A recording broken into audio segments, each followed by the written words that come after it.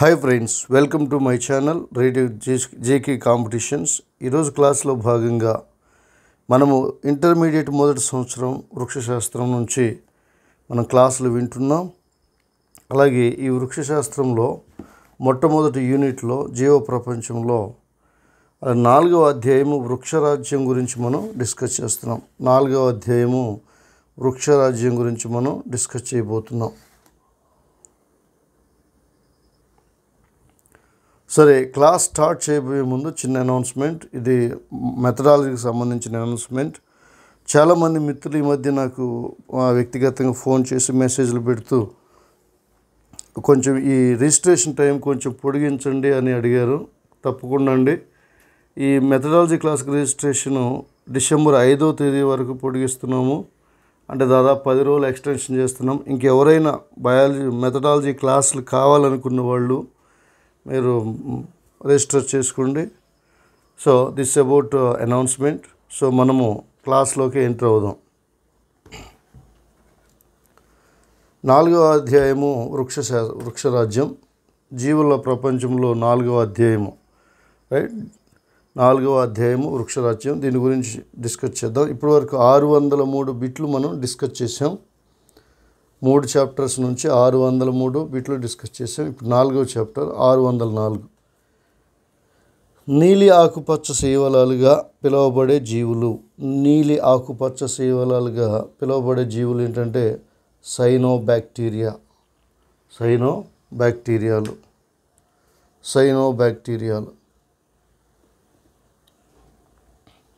తర్వాత 605వ ప్రశ్న. 605.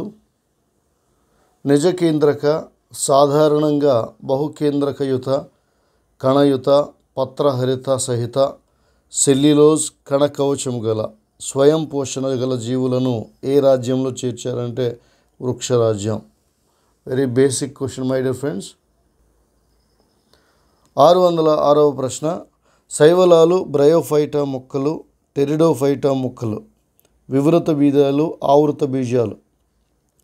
శైవలాలు, బ్రయోఫైటా మొక్కలు, టెరిడోఫైటా, వివృత బీజాలు, ఆవృత బీజాలు అనే జీవులు ఈ రాజ్యంలో చేర్చబడినాయి అంటే వృక్షరాజ్యం. దాన్ని మనం ఇంగ్లీష్లో ప్లాంటే అని చెప్తున్నాం. 607. శైవలాలు, బ్రయోఫైటా, టెరిడోఫైటా మొక్కలను ఏమంటారు? శైవలాలు, బ్రయోఫైటా, టెరిడోఫైటా మొక్కలను ఏమంటారు అంటే cryptograms. Very important friends. Cryptograms అంటే ఇవి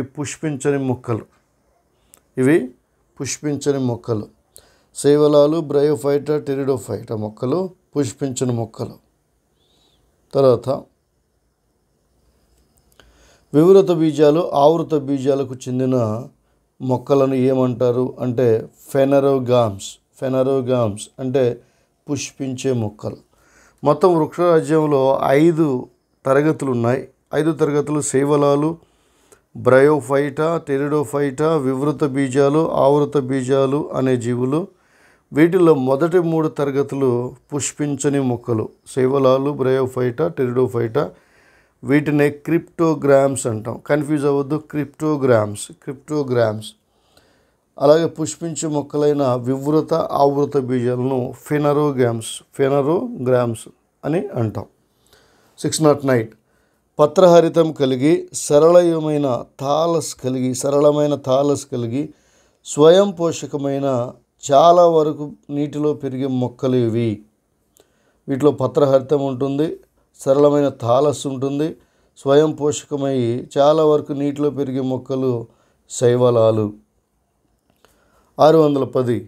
తేమగా ఉండే రాళ్లపైన, చెక్క, నేలపైన పెరిగే జీవులు. తేమగా ఉండే రాళ్లపైన, చెక్క, నేలపైన పెరిగే జీవులను శైవలాలు అంటారు. 611. కొన్ని శైవలాలు జంతువులతో కూడా కలిసి ఉంటాయి. వాటిని ఏమంటాం? ఏ జంతువులతో ఉంటాయి?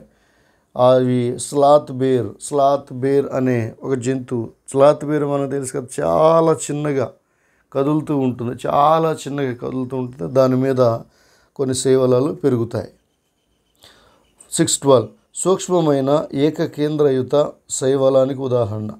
సూక్ష్మమైన ఏకకేంద్రయుత శైవలానికి ఉదాహరణ క్లామిడోమోనాస్.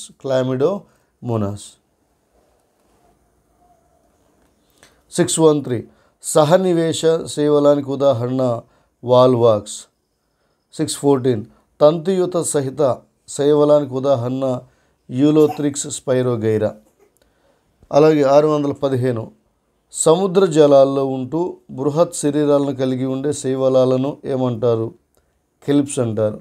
సముద్ర జలాల్లో ఉంటూ బృహత్ శరీరాలను కలిగి ఉండే శైవలాలను కెల్ప్స్ అంటారు. 616 శైవలాల కణకవచము ఏ పదార్థంతో నిర్మితమై ఉంటుంది? సెల్యులోజ్ అలాగే ఇతర కార్బోహైడ్రేట్స్తో నిర్మితమై ఉంటుంది. 617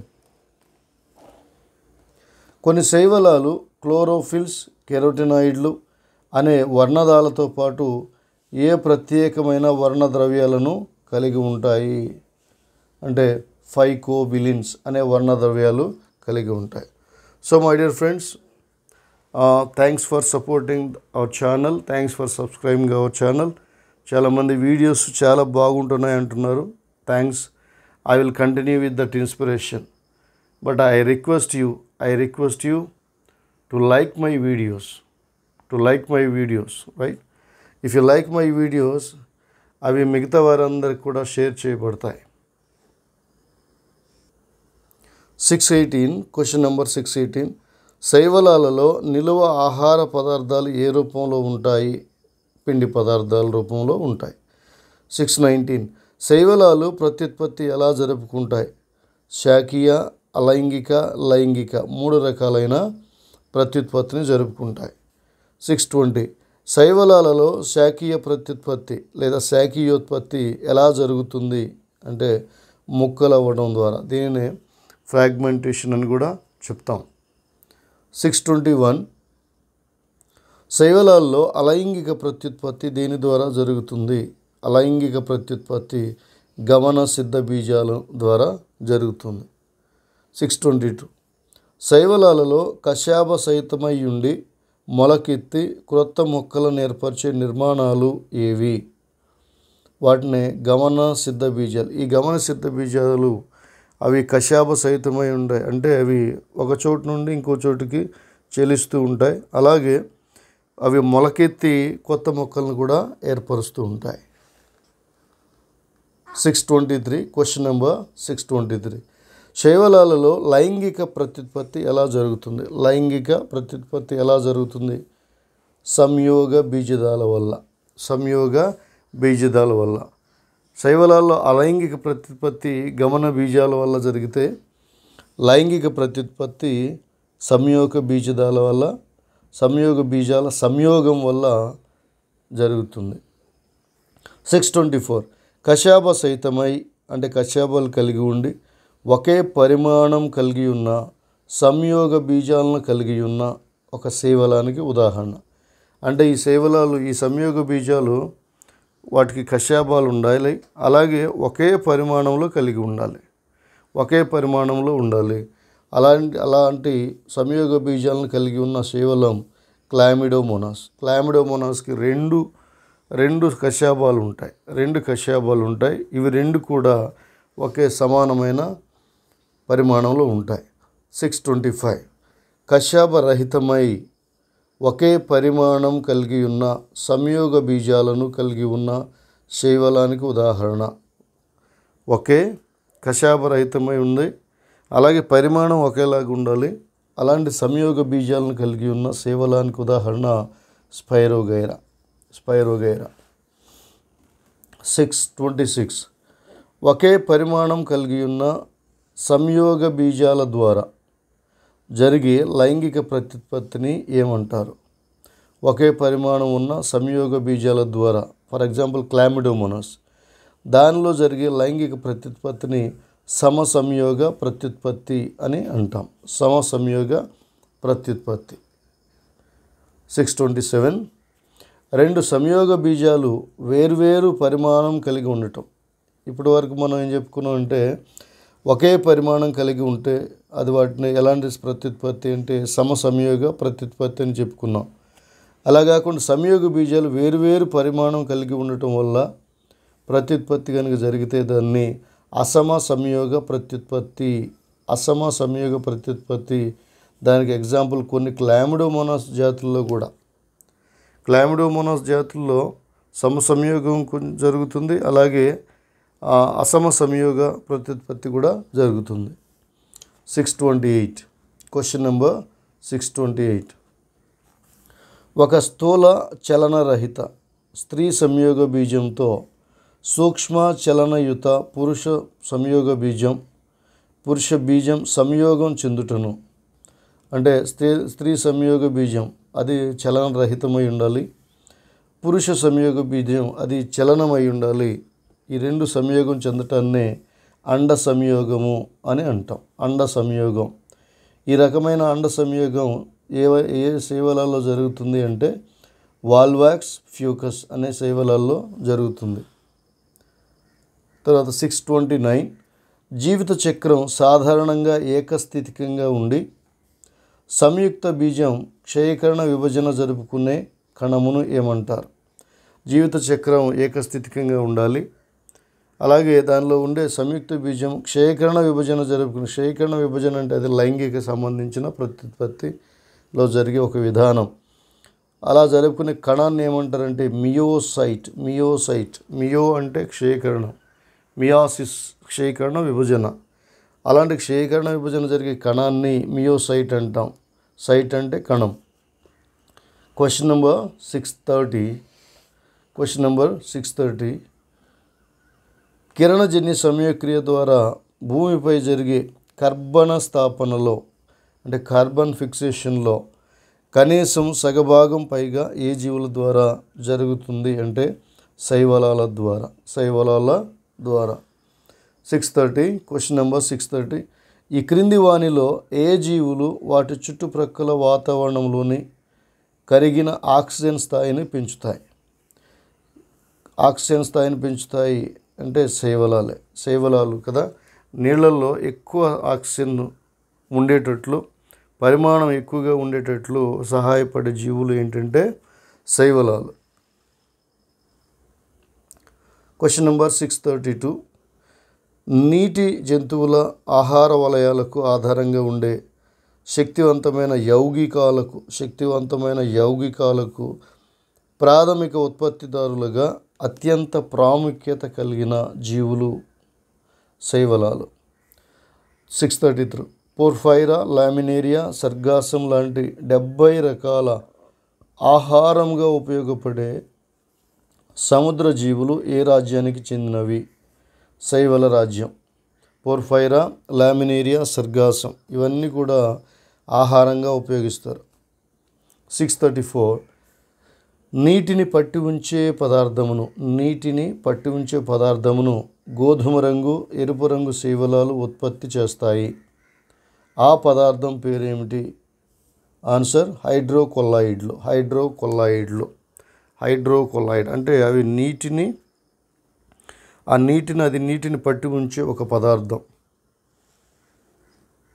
క్వశ్చన్ నెంబర్ 635. వాణిజ్యపరంగా వాడుతున్న శైవలాలను గుర్తించండి. ఎకనామిక్ కదా, వాణిజ్యపరంగా వాడుతున్న శైవలాలు ఏంటంటే ఆల్జిన్, ఇది గోధుమ వర్ణ శైవలం, అలాగే కరాజిన్, ఇది ఎరుపు వర్ణ శైవలం. ఈ రెండు శైవలాలను వాణిజ్యపరంగా వాడుతున్నారు. Next question 636. సూక్ష్మజీవులను పెంచడానికి, అలాగే ఐస్ క్రీములు జెల్లీల తయారీలోను వాడే జున్నుగడ్డి అనే పోషణ పదార్థమును ఉత్పత్తి చేసే శైవలం. ఈ జున్నుగడ్డిని అగార్ అని కూడా అంటాం. దీన్ని సూక్ష్మజీవులను పెంచడానికి, అలాగే ఐస్ క్రీముల తయారీలో, జెల్లీల తయారీలో కూడా వాడుతాం. దీన్ని ఉత్పత్తి చేసే శైవలం ఏంటంటే జెలిడియం, అలాగే గ్రాసిలేరియం. 637. ఈ క్రింది వానిలో ఏ శైవలం నుండి అయోడిన్ను సేకరిస్తారు? అంటే లామినేరియా. దీన్ని కెల్ప్ అంటాం. కెల్ప్ అంటే చాలా పెద్ద శైవలం. నెక్స్ట్ 638 అంతరిక్ష యాత్రికులు, వెరీ ఇంపార్టెంట్ బిట్. అంతరిక్ష యాత్రికులు ఆహారంగా ఉపయోగించే శైవలం, ఆహారంగా, దీన్ని సింగిల్ ప్రోటీన్ అంటాం. ఆహారంగా ఉపయోగించే శైవలం క్లోరెల్లా స్పైరులినా. క్లోరెల్లా స్పైరులినా ఈ రెండు ఏకకణజీవులు, ఏకకణజీవ శైవలాలు. వీటిని అంతరిక్ష యాత్రికులు అంటే ఆస్ట్రోనట్స్ వారు ఆహారంగా ఉపయోగిస్తారు. తర్వాత 639 దేని ఆధారంగా శైవలాలు వర్గీకరించబడ్డాయి? దేని ఆధారంగా శైవలాలు వర్గీకరించబడ్డాయి? అవి ఏవి అంటే వాటిలో ఉండే వర్ణ పదార్థం, అలాగే వాటిలో నిల్వ ఉండే ఆహార పదార్థం. ఈ రెండింటిని బేస్ చేసుకొని శైవలాలు వర్ణించబడ్డాయి.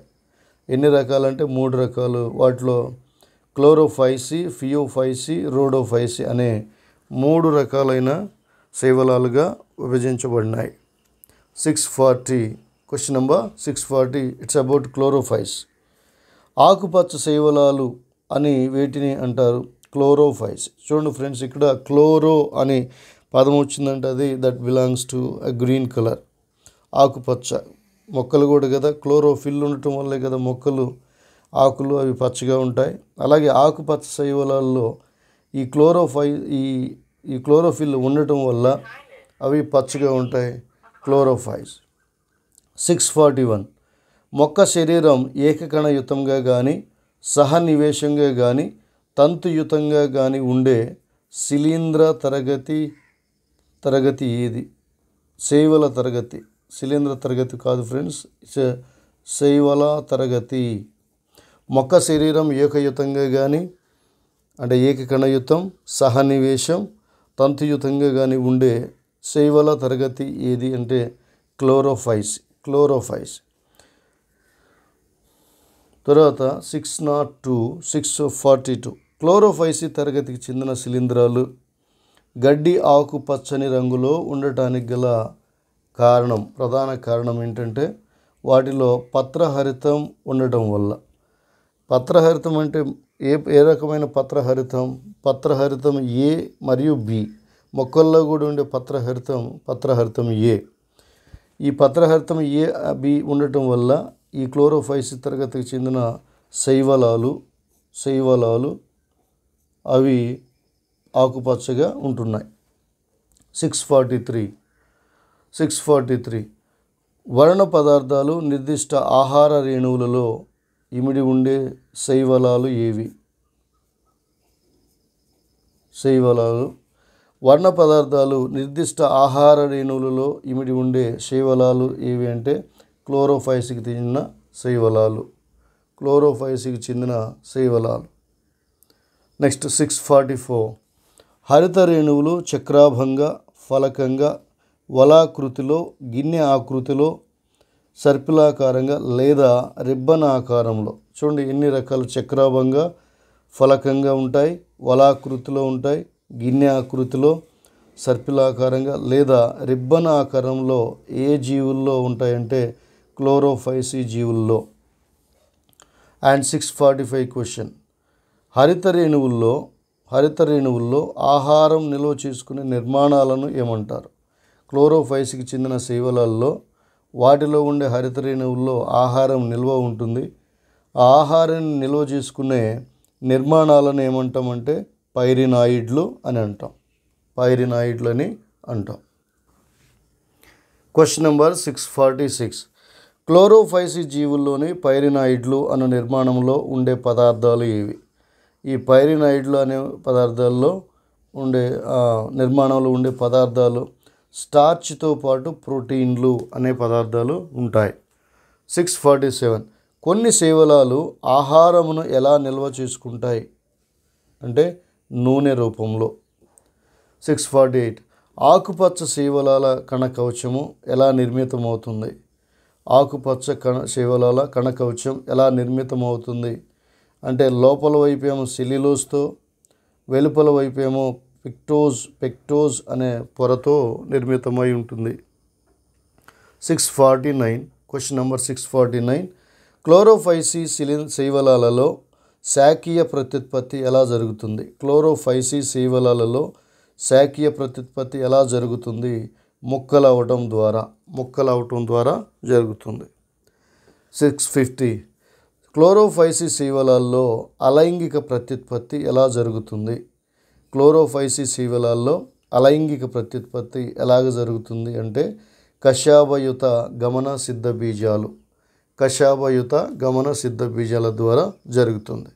651 క్లోరోఫైసిస్ జీవుల్లో లైంగిక ప్రత్యుత్పత్తి ఎన్ని రకాలుగా జరుగుతుంది? దాని సమసంయోగం, అండ సంయోగం, అసమ సంయోగం అనే 3 రకాలుగా జరుగుతుంది. కొన్ని జీవుల్లో సమసంయోగం అంటే వాటిలో కశాభాలు ఒకే పరిమాణంలో ఉంటాయి. అలాగే కొన్ని జీవుల్లోనేమో ఒకే పరిమాణంలో ఉండదు, అసమ సంయోగం. అండ్ సమసంయోగాన్ని మనం ఇంకొక రకంగా అండ సంయోగం అని కూడా చెప్పుకుంటాం. 652 క్లామిడోమోనాస్, వాల్వాక్స్, యులోథ్రిక్స్, స్పైరోగైరా, కారా. క్లామిడోమోనాస్, వాల్వాక్స్, యులోథ్రిక్స్, స్పైరోగైరా, కారా అనేవి ఏ రకమైన శైవలాలకు ఉదాహరణ అంటే ఆకుపచ్చ శైవలాలకు ఆకుపచ్చని శైవలాలకు ఉదాహరణ. సో ఇది మై డియర్ ఫ్రెండ్స్, ఈరోజు మన క్లాసు మనం క్లోరోఫైసి అనే శైవల తరగతి గురించి మనం డిస్కస్ చేసుకున్నాం. కాబట్టి I think this video is helpful for you. So thanks for watching. Please like it, share it. And ఇంకెవరైనా వీడియో చూస్తున్న వారు సబ్స్క్రైబ్ చేసుకోకపోతే please subscribe it. And think about methodology classes. As you requested, the registration date for methodology class is extended till December 5th. Okay, please register. You will be provided with ఈ క్లాసులు register చేసుకుంటే క్లాసులే కాదు, వాటికి సంబంధించిన material కూడా, bit bank కూడా మీకు ఎప్పటికప్పుడు చాప్టర్ అయిన తర్వాత మీకు అప్లోడ్ చేయబడుతుంది. So thanks for watching. Have a nice day.